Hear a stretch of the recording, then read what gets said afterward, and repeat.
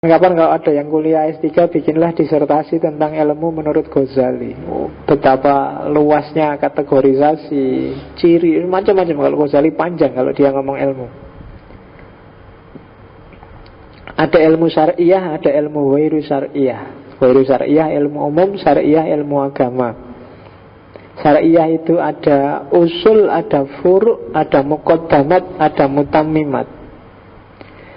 Usulnya ada ilmu Quran, sunnah, ijma' dan asarus sahabah. Itu ilmu dasar. Setiap muslim harus ngerti Quran, ngerti hadis, ngerti sunnah, ngerti ijma', ngerti asar. Ada furu'. Furu' ini pendukungnya.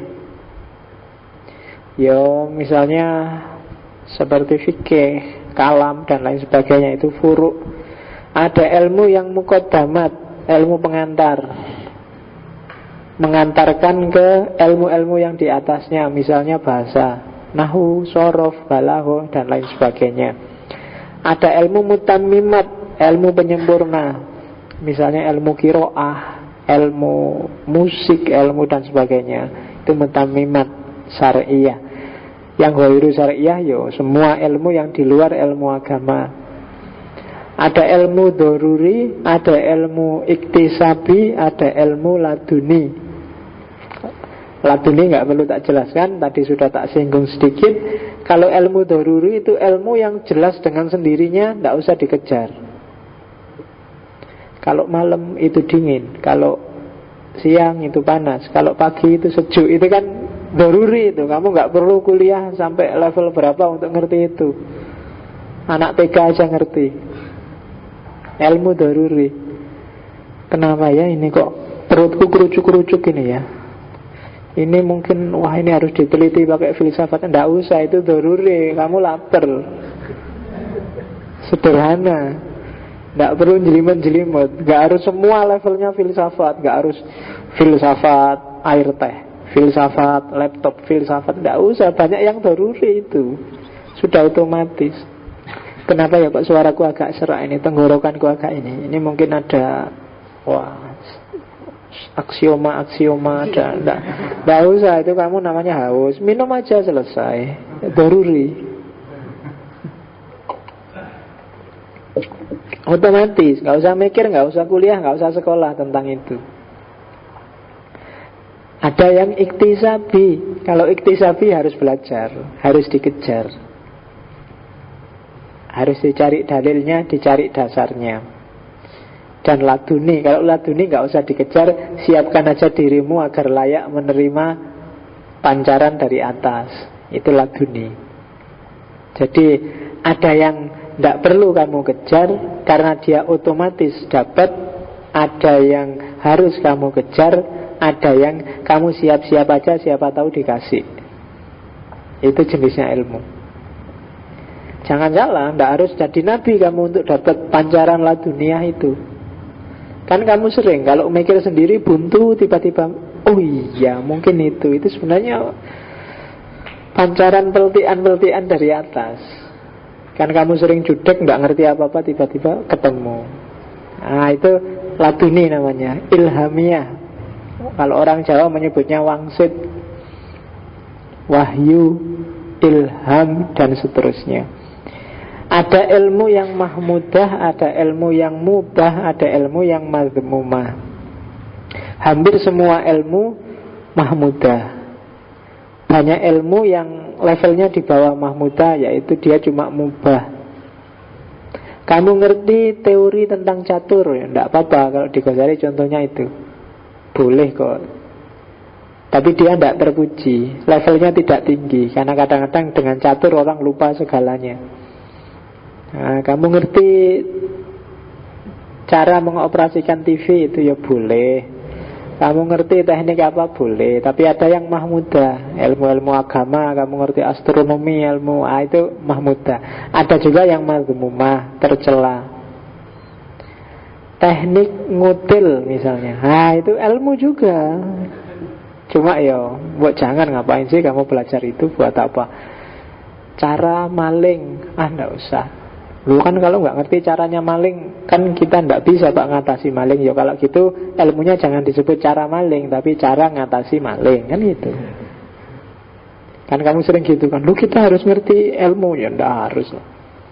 Kalau cara ngatasi maling mah mudah. Ilmu maling itu tercela. Ilmu santet misalnya, kan jelas tercela. Loh Pak, kan kalau sekedar ilmu aja enggak, itu tercela jelas. Karena enggak ada gunanya. Gunanya pasti untuk jelek. Kan untuk ngatasi Pak, harus tahu yang diatasi ya. Kalau untuk ini, kamu belajar aja cara ngatasinya, enggak perlu belajar ilmunya. Nah, itu ilmu yang mazmumah. Kemudian juga ada ilmu yang fardu ain, ada ilmu yang fardu kifayah. Fardu ain itu ilmu yang nggak boleh diwakilkan. Setiap orang harus menguasai itu. Ada yang fardu kifayah, cukup orang lain tidak apa-apa. Kalau di Ghazali fardu ain itu contohnya ilmu-ilmu agama, dasar dan praktis itu fardu ain. Setiap orang harus ngerti caranya sholat, nggak boleh diwakilkan, itu fardu ain. Alah cukup kamu yang ngerti sholat yang benar, aku manut aja, nggak boleh. Karena dia tidak fardu kifayah. Yang fardu kifayah ya kamu belajar teknik elektro, teknik industri, itu fardu kifayah. Fardu kifayah itu harus ada memang sekelompok umat Islam yang menguasai itu. Tapi nggak harus semuanya, beberapa sudah cukup. Tapi kalau nggak ada sama sekali, nggak ada semua, dosa. Harus ada. Matematika misalnya, harus ada yang bisa, karena banyak fikih yang butuh matematika. Ngitung waris, ngitung zakat, itu kan butuh matematika. Cuma nggak harus semua ahli matematika, cukup beberapa yang ahli. Nah nanti yang lain tinggal dibantu. Tapi kalau nggak bisa semua malah dosa. Itu kan namanya fardu kifayah. Jadi ya kayak yang filsafat ini loh ya, harus ada yang seneng filsafat, tapi tidak harus semua harus ngerti filsafat. Kalau semua ngerti filsafat malah susah. Isinya ya mesti kan kamu ngerti. Wah filosof kabeh mesti ra gelem kerja, gawenane diskusi terus. Orang elit itu jangan semua, elit itu harus sedikit, sisanya awam aja, tidak apa-apa. Itu di Ghazali sebenarnya masih banyak. Ghazali punya, itu bisa tebel kalau kita mau nulis tentang ilmu menurut Ghazali. Secara umum kalau di Ghazali dua ini ilmu itu, yang tadi iktisabi sama laduni. Ilmu yang harus dikejar dan ilmu yang hanya bisa diterima. Khuduri sama husuli. Kamu kuliah itu ilmunya ilmu husuli. Torekotan itu biasanya ilmu khuduri. Jadi torekot itu kan tidak cari ilmu, tapi dia bisa berbuah ilmu kalau dianugerahi oleh Allah dengan laduniyah, dengan mukasyafah. Caranya bersihkan diri. Kalau dirimu bersih dan oleh Allah dianggap layak untuk dianugerahi, akan dikasih anugerah. Caranya seperti itu kalau untuk yang laduniyah. Oke, kita masuk lagi ke isu yang lain, nur. Mungkin ada yang tertarik dengan teori cahaya. Ghazali sendiri menulis satu risalah kecil yang judulnya Miskatul Anwar, miskat cahaya-cahaya. Nanti kalau mungkin setelah kita ngomong ini masuk ke Isroqi, di situ nanti kita akan ketemu Suhrawardi dengan teori cahaya yang lebih detail. Nanti kalau waktunya agak panjang, mungkin kita masuk juga ke Al-Hallaj dan Ibnu Arabi untuk bisa melihat seperti apa teori nur. Jadi nur itu juga ada levelnya. Ada level nur menurut orang awam, nur menurut khawas, orang khusus, dan nur menurut khawasul khawas. Jadi cahaya itu, ya kalau bagi orang awam, cahaya itu sifatnya fisik, seperti yang kelihatan. Medianya indera. Kalau ada orang ngomong cahaya, kan orang cahaya itu ya kalau ada senter di senter ya itulah cahaya. Wah ini orang alim ini, wajahnya bercahaya. Itu sebenarnya logikanya awam. Kamu hanya percaya cahaya kalau ada buktinya, kamu bisa lihat barangnya. Di atas itu ada level cahaya yang lebih tinggi, yaitu cahaya pemahaman, kecerdasan, kepandaian. Itu sebenarnya cahaya juga, medianya akal. Maka orang pinter itu kan auranya beda dengan orang yang tidak pinter, karena ada cahayanya. Ya. Jadi kalau kamu sudah bisa menangkap cahaya dari ilmu, levelmu sudah naik, kamu khawas.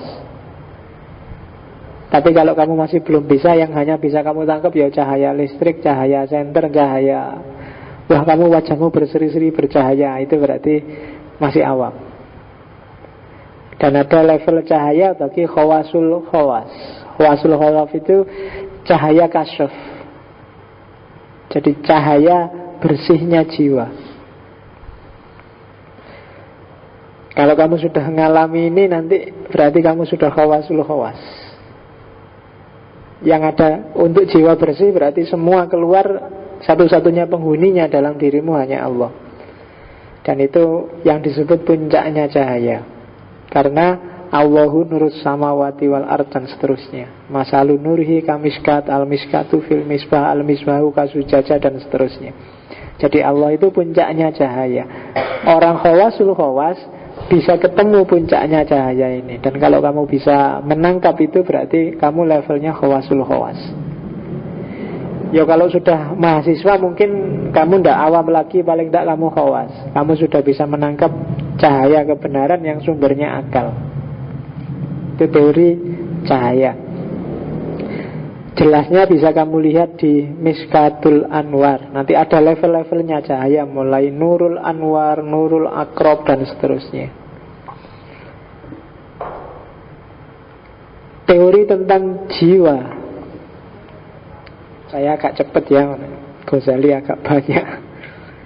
Oke, jiwa kita ada 4 dimensi. Kalau tadi kan 4 dimensinya alam, manusia juga 4 dimensi. Yang pertama dimensi fisik, jasmani. Yang kedua dimensi nabati, tumbuhan. Yang ketiga dimensi hewani. Dan yang keempat dimensi insani. Dalam diri kita ada fisiknya, ada barangnya, daging, tulang, rambut, apalagi darah, itu kan fisik. Barang raga, barang jisim, jasmani. Di balik itu ada dimensi tumbuhan. Kamu makan terus berkembang jadi semakin besar. Itu dimensi tumbuhannya. Kalau barang kayak gelas ini, begitu jadi segini, ya segini terus, dia nggak berkembang. Dia nggak punya daya nabati. Manusia punya daya nabati, kayak tumbuhan. Awalnya kecil, dia jadi besar. Ada yang rontok juga. Ada yang belum tua sudah rontok rambutnya, rontok giginya. Nah, itu menunjukkan bahwa kita punya daya nabati. Di atas daya nabati ada daya hewani. Kalau daya hewani daya gerak dan persepsi. Tumbuhan itu pasif, diem, tumbuh, semakin besar semakin tinggi. Kalau hewan dia punya daya gerak, punya persepsi, menangkap, mengekspresikan lewat gerak. Lihat mangsa dikejar, lihat pingin naik, pingin turun, pingin jalan-jalan, itu hewan, daya gerak. Kalau tumbuhan enggak. Kalau tumbuhan itu diem dan yang penting tambah besar. Jadi kalau kamu misalnya males-malesan, males pak, mau ngapa-ngapain males, pokoknya diem aja, yang penting makan dan gemuk. Nah, itu daya tumbuhan. Berarti dalam dirimu lebih dominan tumbuhannya. Tiap hari cuma di depan laptop, di depan TV, diem, melongo, nonton aja, waktunya makan, terus akhirnya wah kamu tambah gemuk ya. Daya tumbuhan itu.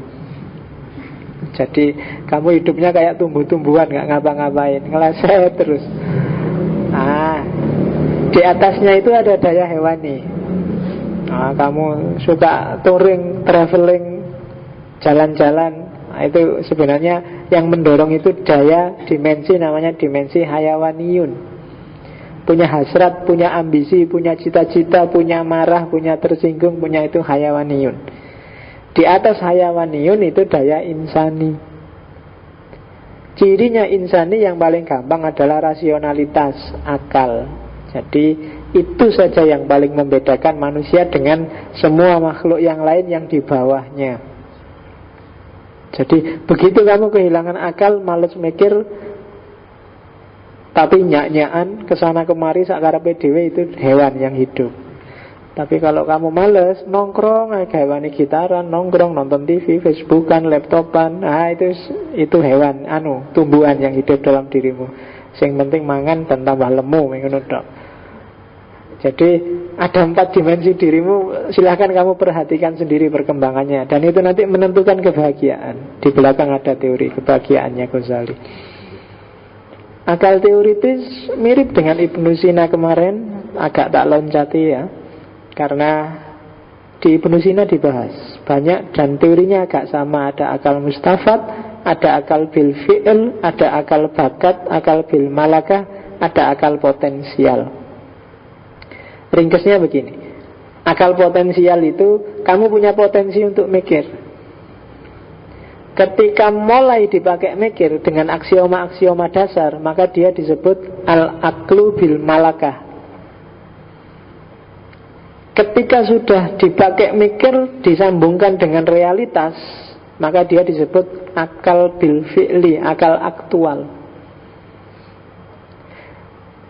Kalau yang bakat tadi masih akal-akalan, masih dari akal ke akal, masih ngiro-ngiro, nggak ada kenyataannya. Tapi kalau kamu sudah nyambung sama kenyataan, itu namanya sudah akal aktual.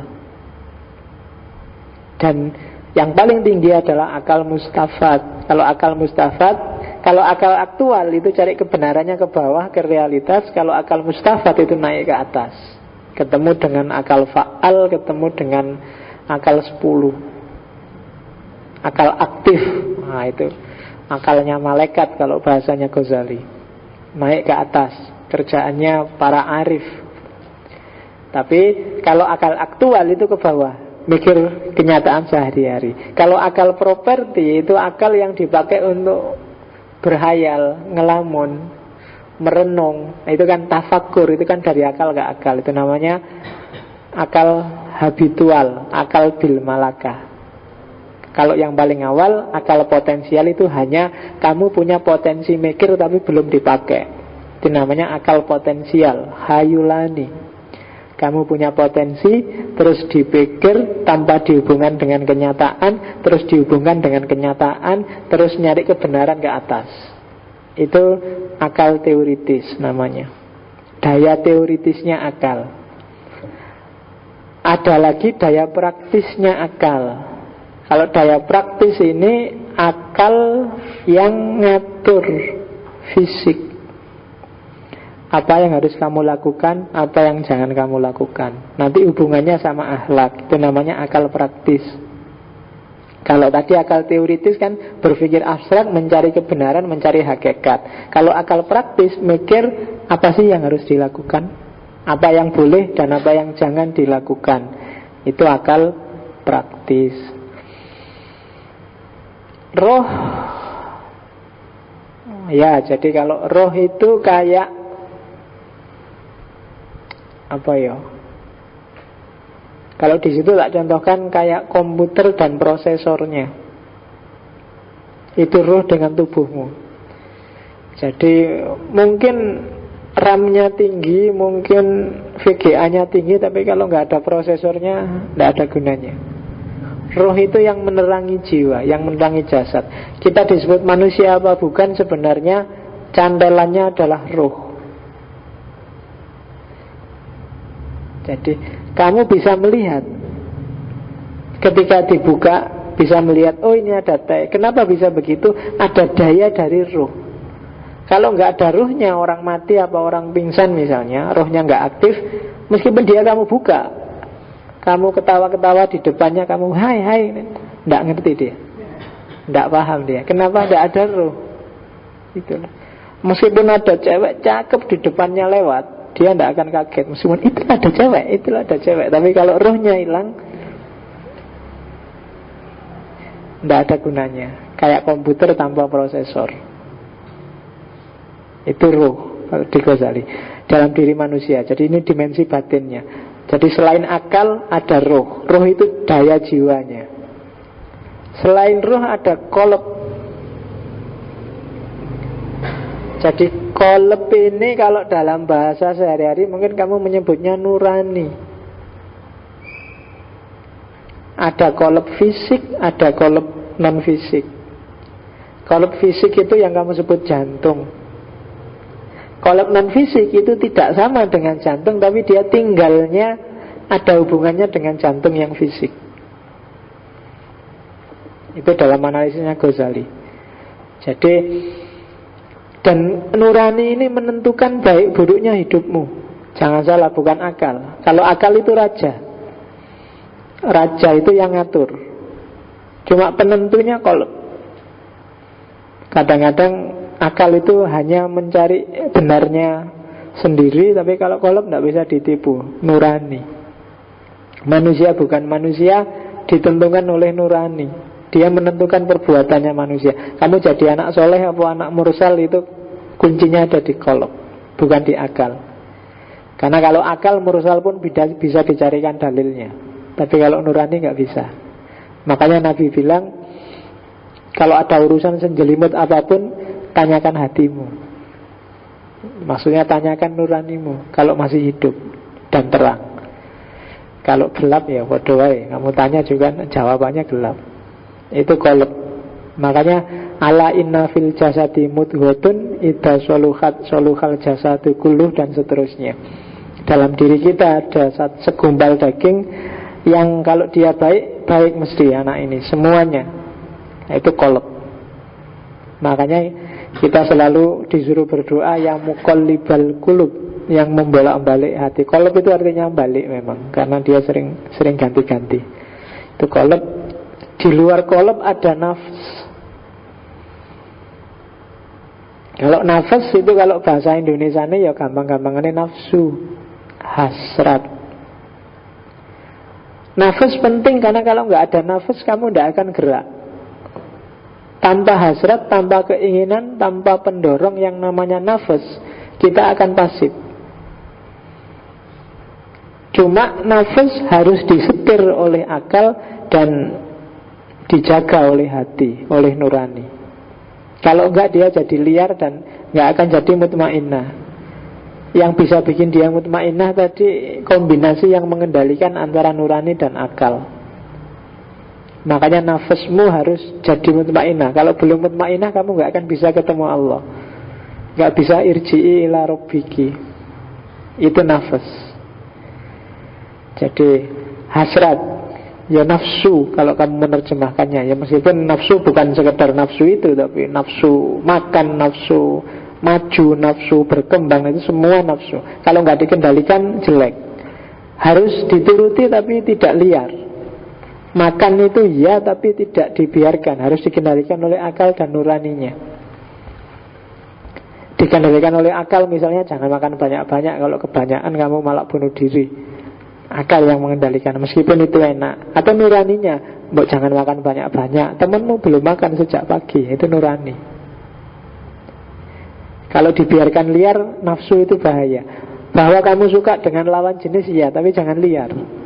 Kalau liar akan makan dirimu sendiri, tidak akan mutmainnah. Kalau nggak percaya cobaan sendiri. Pacarannya liar, sakarepmu sak senengmu, pasti kamu sendiri nggak tenang. Kenapa nuranimu gak rela? Akalmu juga diam-diam bilang gak boleh kayak gitu itu. Jadi jangan cari penyakit. Kalau gak percaya coba aja. Jangan dicoba. Percayalah, ini levelnya iktikad sudah, hampir ilm. Bukan waham lagi. Jadi nafas, kendalikan itu. Oke. Tahafut tak singgung sedikit. Mungkin besok di Ibnu Rus saya agak panjang ngomong ini. Kalau di Ghazali